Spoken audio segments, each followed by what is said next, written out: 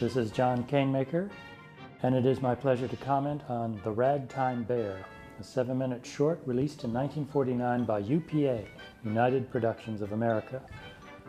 The bear of the title was supposed to be the star of this film, but it was his co-star who stole the picture, an irascible, cantankerous, nearsighted old man named Quincy Magoo, Mr. Magoo to you. Mr. Magoo quickly became one of America's most popular cartoon stars, and during the 1950s his continuing series of cartoons was a cash cow for UPA, and a creative albatross as well. A long series of cartoons with the same character was not supposed to be in the cards for this studio.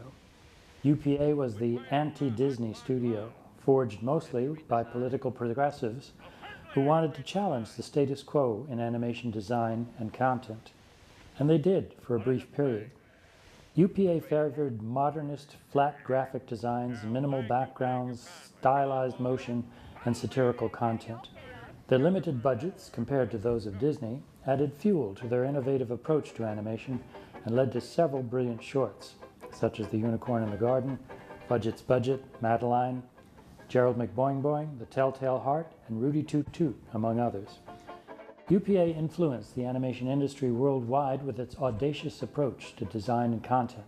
The studio won great critical acclaim, 3 Oscars, 2 of them went to Magoo shorts, and a retrospective at the Museum of Modern Art. But it was Magoo's phenomenal success that forced UPA to make a continuing series starring the bull-headed character that eventually took over and became the studio's breadwinner and mainstay, and are primarily what the studio is known for by today's general public. The Ragtime Bear short was primarily devised, designed, and directed by John Hubley. He was born in 1914 in Marinette, Wisconsin, and died in 1977. Hubley was one of animation's most innovative and creative designer-directors. His experiments creating World War II training films, and especially UPA shorts in the 1940s and 50s, widened animation's scope of expressive possibilities. His 1952 UPA musical short, Rudy Toot Toot, is a witty, adult-oriented masterpiece that integrates modernist graphics into both character animation and background designs. Hubley was a restlessly creative man. The director Joseph Losey, who used his designs on both stage and screen, once described him as strong and quiet with a great deal of interior violence. At age 22, Hubley dropped out of the Art Center School in Los Angeles to paint backgrounds for Disney's Snow White. Soon he became a top layout artist on Pinocchio, Fantasia, Dumbo, and Bambi. In 1941, he joined the infamous employees' strike line at Disney, enlisted in the Army, and then joined the new UPA studio in the early 1940s, eventually becoming a vice president and the studio's creative head. Hubley admired Picasso, Surrealism, Saul Steinberg, and Ben Shahn. He also studied many live-action films, and in his cartoon films he wanted to have his cake and eat it too.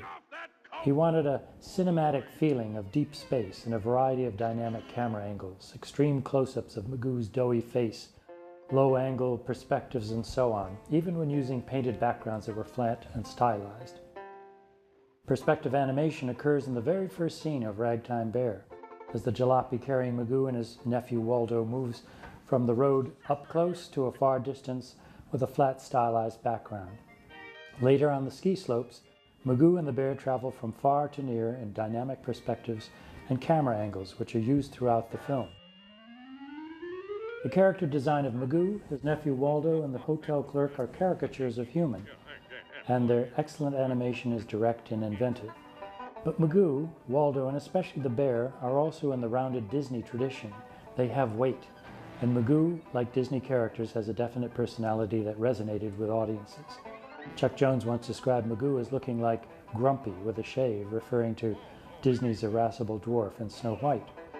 Magoo's personality had many fathers. John Hubley cited his own Uncle Harry, a stingy, dyspeptic insurance salesman, as an influence, and he designed the character to look like him. Jim Backus, the actor who was Magoo's voice, claimed his own father, an ornery, fiscal, arch-conservative and determined businessman, was a model for the character. And let's not also forget the contributions of the Ragtime Bear's screenwriter, Millard Kaufman, who claimed Magoo was based on his uncle. Mr. Magoo's little bumbling and mumbling asides and angry eruptions were improvised by Bacchus during the recording sessions. Hubley encouraged Bacchus to go crazy during recording sessions, and Bacchus happily complied. Magoo's appeal lies in our hostility toward an older generation, said Jim Bacchus. Magoo's idiot nephew in an oversized fur coat who plays a banjo parodies Magoo's generation during the Roaring Twenties, who cut loose after a disastrous World War I. The fads of the 1920s included Ivy League style among wealthy young collegiate men clad in ankle-length raccoon coats, which were popularized by radio crooner Rudy Valley.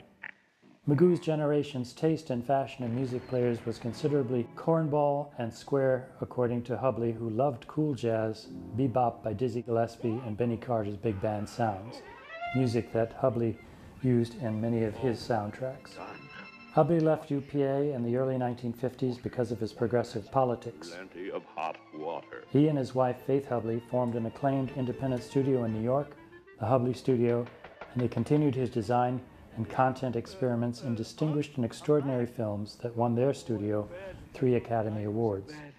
The Ragtime Bear was the film that brought wide recognition to John Hubley and his gifts as a filmmaker.